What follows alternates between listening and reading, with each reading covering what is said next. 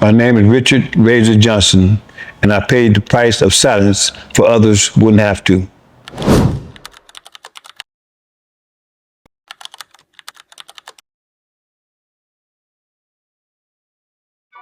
20 years. 20 years in a box, no bigger than a bathroom.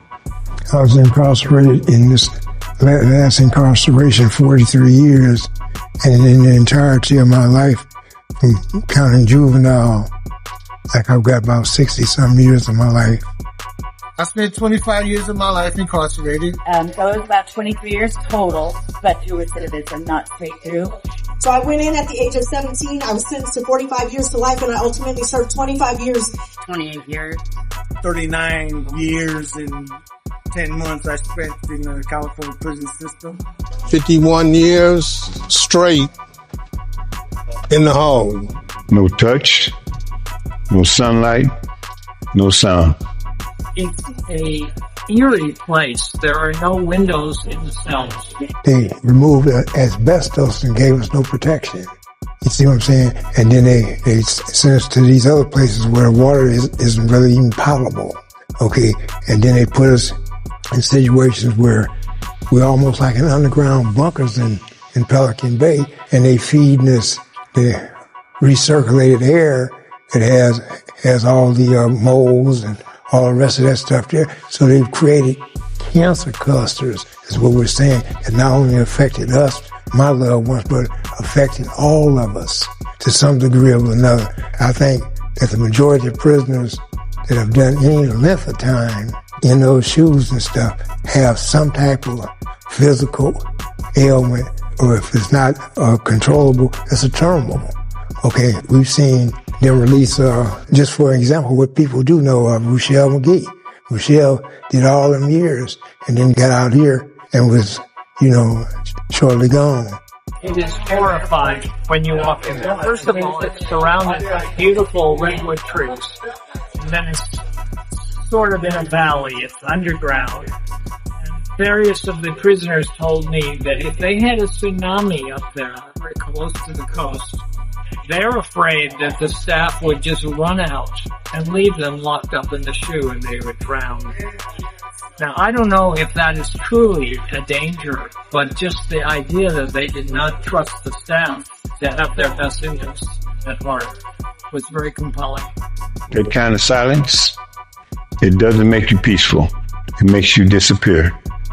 Being manic in a cell that's about 50 square feet and there's nothing to do. There's no activities. People pace frantically in their cells. It's just torture. And it has been declared torture by the United Nations. The isolation is just shockingly clear and damaging. And that's what I testify about the damage from the isolation. There's a list of symptoms that people almost universally tell me about in SHU or solitary confinement. Very high anxiety, often panic attacks, thinking problems. Their thoughts get jumbled or mixed up. Often they become paranoid. They have trouble concentrating, and their memory is destroyed by the experience. Despair, really severe. The suicide rate is sky high. It's approximately 60%. Prison suicides are much more common than suicides in the community. But of all prison suicides, 60% occur among people in solitary.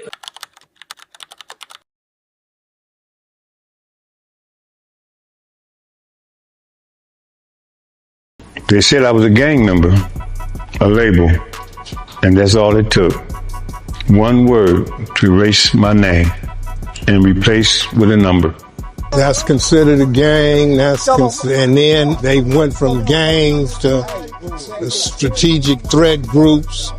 But at some point in time, they determined that I had talked to somebody that they believed were either a gang member or a gang associate. And because I had a conversation or spoken word with that person, they utilized that activity to classify me. So it could have been as innocuous as passing by somebody on the yard and saying, "Hello, how's your day?"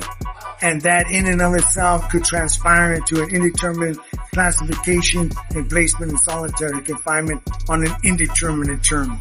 I mean, accused of being a gang member. Accused of being a gang member. If 5 people come in, 4 going to the hole. Prisons are like plantations. They get more money, the more people they can lock up, they can ask for more hazard pay. Well, I can tell you, they didn't rehabilitate me. They whooped my ass on several occasions, right? Bad enough that it required months to recuperate.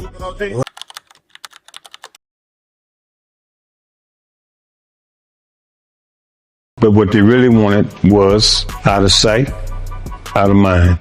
I found out when I got out that I didn't exist as a person insofar as it pertained to the state.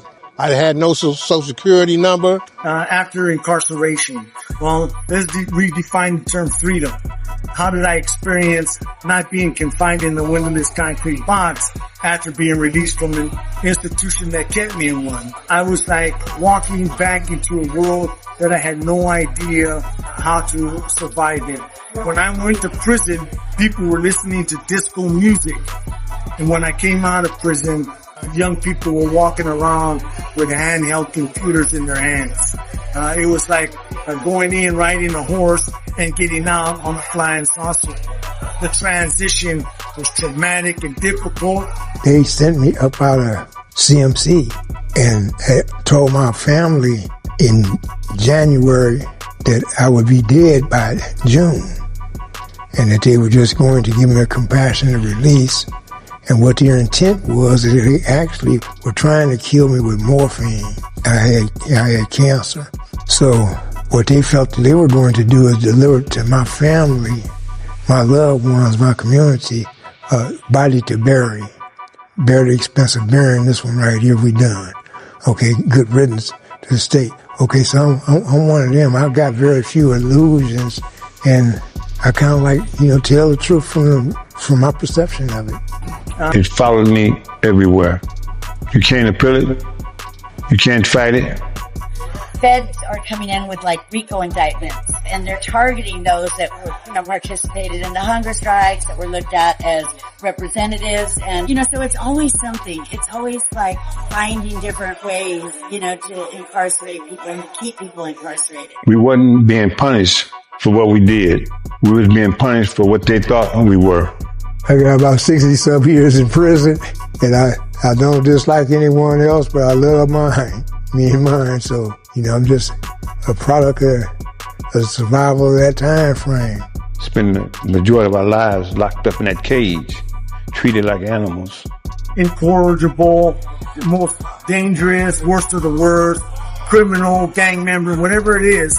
Every one of them that I assist coming out of the institution that gets a job and builds a family and is paying taxes demonstrates that the classification by the Department of Correction and those employed by the Department of Corrections, when using those classifications, are using them subjectively and irresponsibly. Silence changes you. You start to hear everything you ever ran from. You face yourself. I was met with a lot of opposition. And sometimes when you met with a lot of opposition stuff, you start to question if what you're doing is worth it. But I knew in my heart, like something in my heart kept telling me to stick with it. Just like it was the right thing to do. It was the thing that needed to be done. Putting us in Pelican Bay was an attempt upon our lives because it was intended to, stunt the growth and have us just cast away to whereas we actually became the domestic political exiles.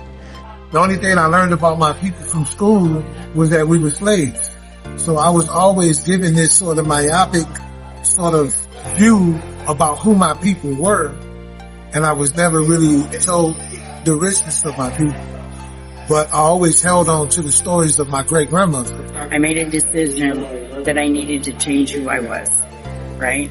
But they didn't have anything in 1991. Like, they had nothing as far as rehabilitation.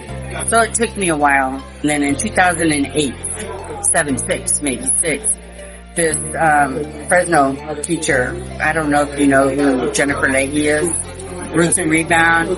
Anyway, her professor had come to our gated community and with a criminology class. And everybody in that class, there were doctors, police officers, highway patrol, parole officer, they treated us like we were somebody.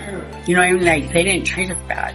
You know, they treated us good. And that was my first glimpse of the outside world. I don't want to say having respect for us, but having empathy for us, right? And that made me want to do better. I would say today I'm a different person than I was when I came to prison, but that's has to do with me, and really not so much with me. It has to do with I don't know, like I did a lot of time in the homeless. That's kind of idle time, so you have to find some way to occupy that time. So I got off reading these novels and stuff, and I started reading righteous literature. And so at some point in time, I knew that I wasn't the person that I was. And that's where my real fight began.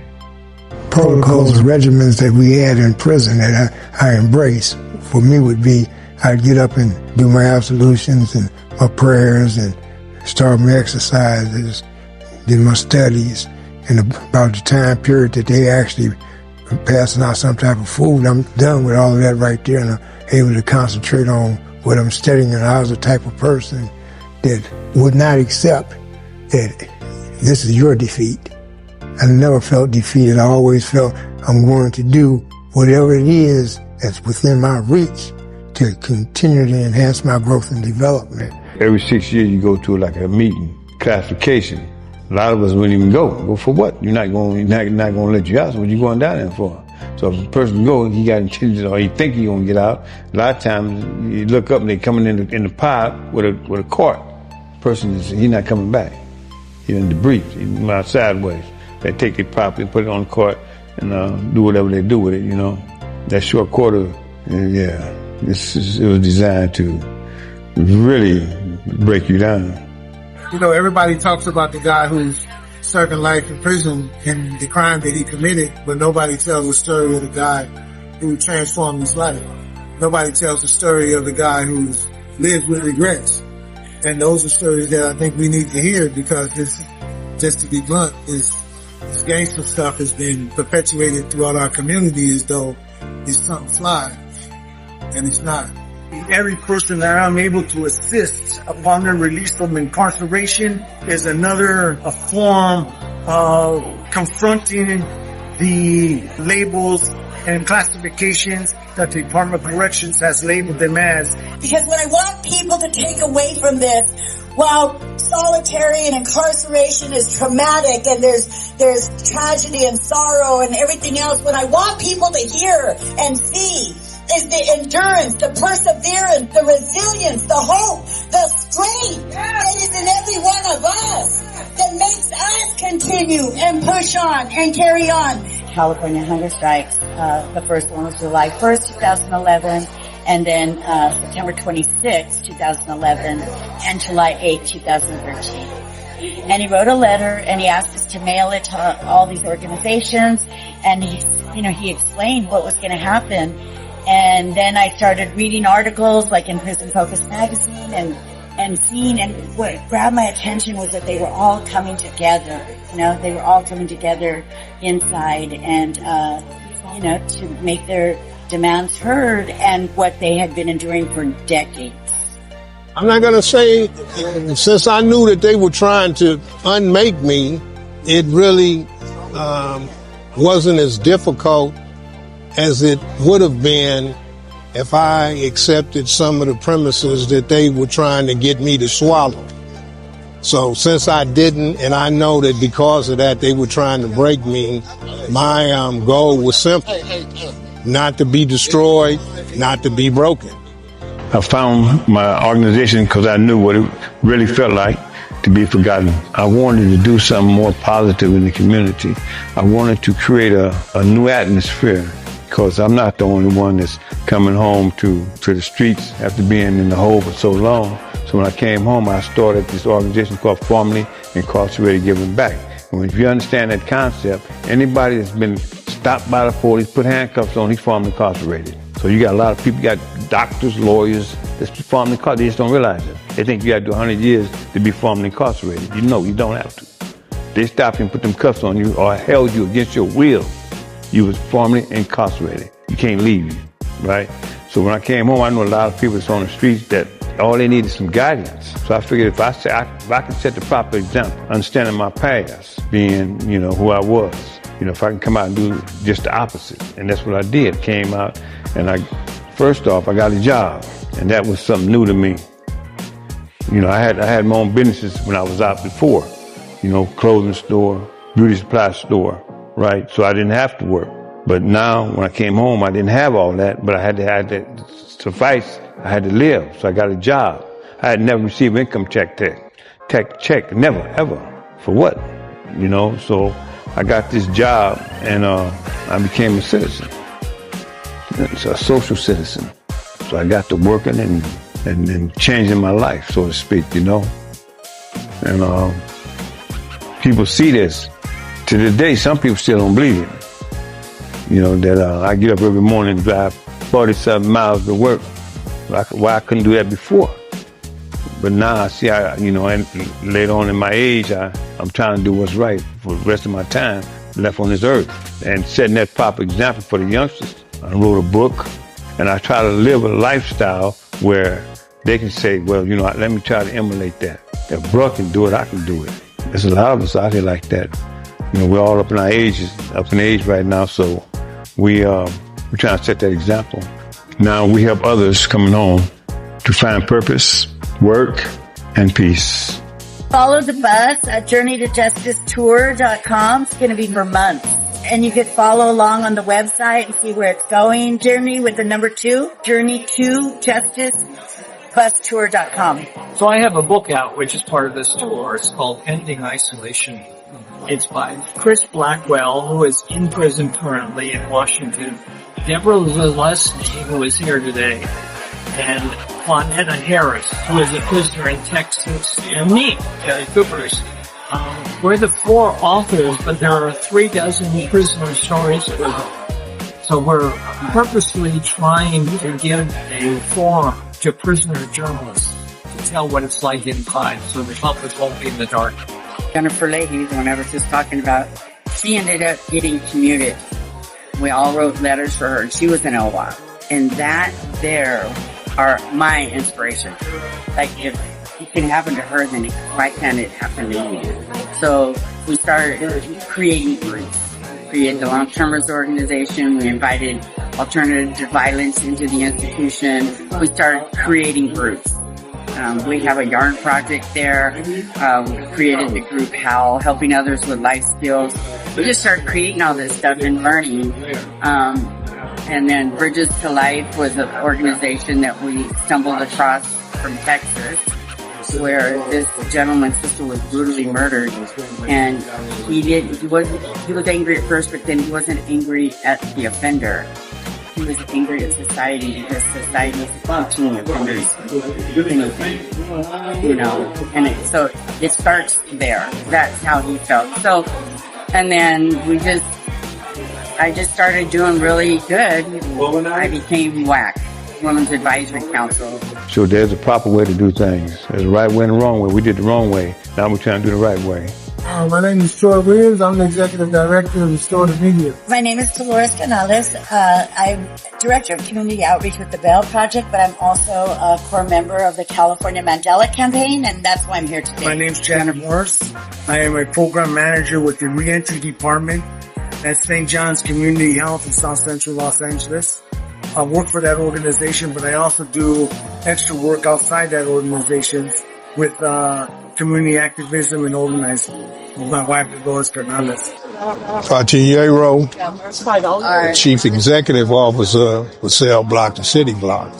Well, Cell Block to City Block kind of, you know, it's trying to stem the tide of recidivism, right? And it understands that my situation is really not that peculiar. It's any number of prisoners who return, right, to to be trying to get reintegrated into society, who find that they don't have the necessary paperwork. Okay, my name is Brandy. I'm from Modesto. Originally, I was in Oakland. I work for 5 Feet. It's an organization that gives people a second chance. Formerly Incarcerated. Because silence can destroy, but it can also teach you to listen. That isolation, in one sense, forced me to look deep inside, and I really came to understand my story and value, and truly on a spiritual level understand what I had been through. And I started meditating when I was in the hole, and that practice had me look so deep inside that I was so afraid of looking inside in the beginning. But when I did look inside, I actually found in me I could love. In my job position now in the free world, my job is to help those that are exiting incarceration, coming out of the California prison systems, the county jails, or federally detention centers.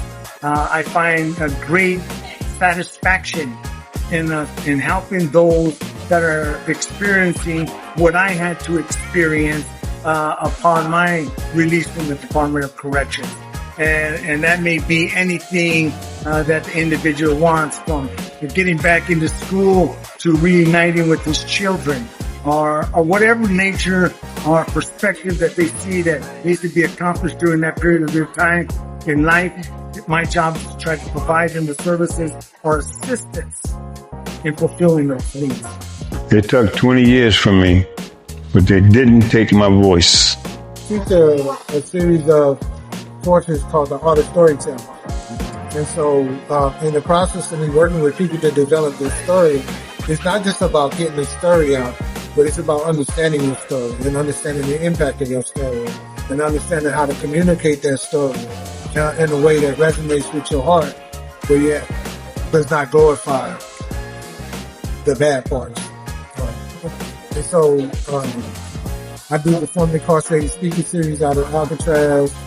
I do work inside prisons. I have films out. You know, I have a lot going on. So we're made up of various organizations: Next Gen, Immigration Defense Advocates, Prison Law Office, CCIJ, a few different organizations. And what we have done is we've brought forth legislation to end the use of solitary confinement as it's being used now. And twice the governor has vetoed our bill, even though it's passed, even with supermajority vote out of the assembly, and it's passed, made it out of Senate and Assembly to his desk. And so then we came back with a data collection bill, because right now nobody in the state of California can tell you can provide data with who's in solitary, why are they in solitary, and how long are they staying in solitary. Absolutely, but the Department of Corrections may use different terms to identify you. The solitary confinement, or security housing unit, or administrative segregation, or whatever other term that they apply in order to get over any litigation that may be associated with the term that they're using at that particular time. So the Department of Corrections changes the name and states that it doesn't exist. In this particular case, they said solitary confinement did not exist in the California Department of Corrections. Yet I spent 40 years almost in a windowless concrete box without human contact. And if that ain't solitary confinement under that name or any other name, then I don't know what to call it. Liaison between the inmates and staff, the warden and the assistant warden, chief deputy warden, like that. And I got to know the system and how to help people in the system. I did a lot of study in the law library. I got my paralegal. I have 5 AA degrees. Wow. Because at the time, you couldn't go any higher. Now you can get a master's.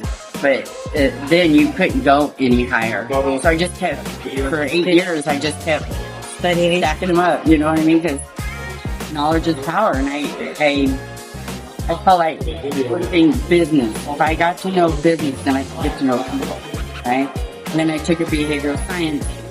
I could get to know people, social and family behavior. I was going to be a social worker, but then I changed my mind. I didn't know really what I wanted to be when I got out. I just knew I wanted to help people.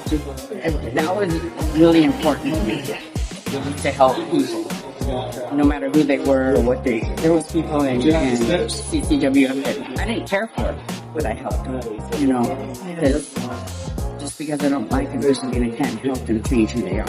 I speak for the ones still in the dark, because silence shouldn't be a life sentence. We're all part of different organizations. We're all part of one unit. And that's the incarceration. Right? Incarcerated people. They reframed it, reshaped it. Now they have regulations. They had regulations in the past, but they never respected those. But now they have court order regulations, but they got to follow them. Like you can only be in one hole for a maximum of 5 years now. It's not saying you're going to get out the hole, but it can keep you only in that particular hole 5 years. They have to move you somewhere else, you know. And then they have to have real evidence to put you in the hole, like an act. They can't just say, well, you got found with some literature that they didn't like. They have to have, you know, you have to have like an offense, assault or robbery, assault or violence or something like that to go to the hole. In the past, you didn't need all that. You know, somebody can say, well, you this, you that, and they lock you up. It's amazing that here we are, I want to say 11, probably more like, I almost want to say close to 20 years later from when we started. At least 15 years later from when we started, that these things have grown so much and that so many people are benefiting from it. And so looking back, it just makes it all worth it. You know, I guess the shorter version of the is that you never know when you start something, how it's going to end up. But if it resonates with your heart and hold on to it, keep doing it because it pays off. I'm also a founding member of Unlock the Box. It's a national campaign to end the use of solitary confinement across the United States as we know it. And Unlock the Box has partnered with Look to Justice and Journey to Justice and NERCAT, National Religious Campaign Against Torture. And we bought this bus, and it's starting to go on a multi-state tour. But this bus is an interactive experience with solitary confinement. There's memorabilia of the California hunger strikes. There's stories of solitary. It's just it's an immersive experience in itself. There's bunk beds in there. I mean, they've done an incredible job. It's a masterpiece, a work of art. But it's like a living, breathing entity, right? And through it, what I feel when I'm in there is not just surviving, but resilience, strength, hope, overcoming, so much more. Because even with the torture and trauma of solitary, there's the resilience and the stories of success and community. And so it's really exciting. California is the official launch state. It will leave here and then go, the first stop will be Seattle, Washington. My name is Richard Razer Johnson, and this is my story. Razer has been my cellie, raising my folks. Well, I knew of him when he was inside in Pelican Bay Prison. And so we used to read his letters, and he was very involved in the hunger strikes and everything.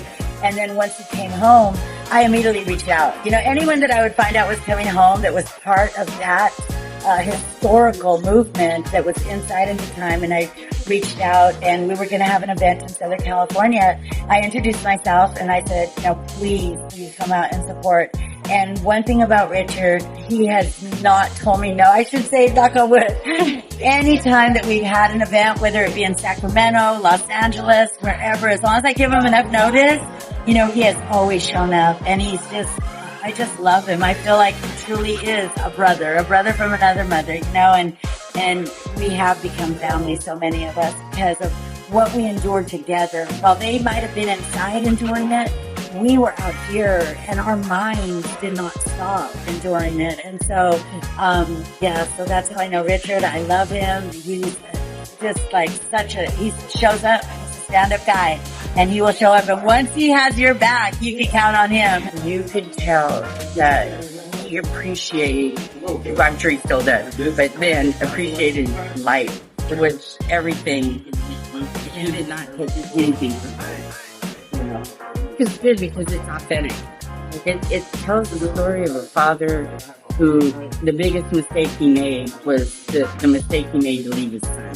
It wasn't the biggest mistake he made. The biggest mistake he made was to leave his son. I was in San Quentin, right? And I'm standing up at my door, and I seen Razer come out the library like he was fleeing the scene of a crime.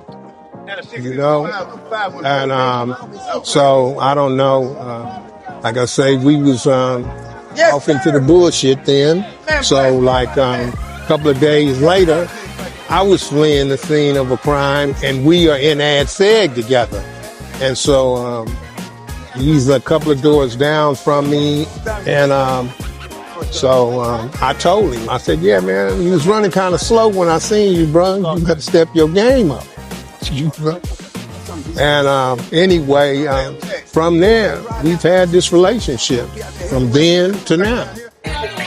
He applied for to be an ambassador, and he lived in Oakland. He got picked to be at our site, like, because most people go to San Francisco. But Richard came. He's a different kind of person than kind of like what we normally have. We have kind of rowdy. He's not. He's mellow. He's laid back. Well, at least with the couple of years that I've known him, you know. And he's about whatever he says he's going to do. He's about that, you know. He says, I'm going to do this. He's going to do that. He does it. He says, I'm going to bring you a San Quentin newspaper. He brings me a San Quentin newspaper. He's going to write a book, and he's going to get, you know, he made sure he came and got me one, you know, gave me one autographed. Like, whatever he says he's going to do, that's a rarity. That's, you know, for people. When they first opened Short Quarter, there was only one African American in each pod. You know, I was in the pod by myself, he was in the pod by himself. And then we wrote a 602 complaining, why you got it like this? Why is there only one black in each pod? So what they did, they made some movements and moved some people around. And some pods didn't have no blacks because it was in the minority there anyway, right? So the Short Quarter was designed to totally isolate us from people already, from other so-called gang members. You know, so everybody on Short Quarter was placed there through Sacramento. You know, and we was routinely bum rushed by running our cells early in the morning, tear it up, keep us in the visiting room, these little cages. Most of the day and tear our cells up. We come back, everything's all tore up. We don't have anything in the first place, and they would take that, but we do have, and destroy that. This is further to antagonize us.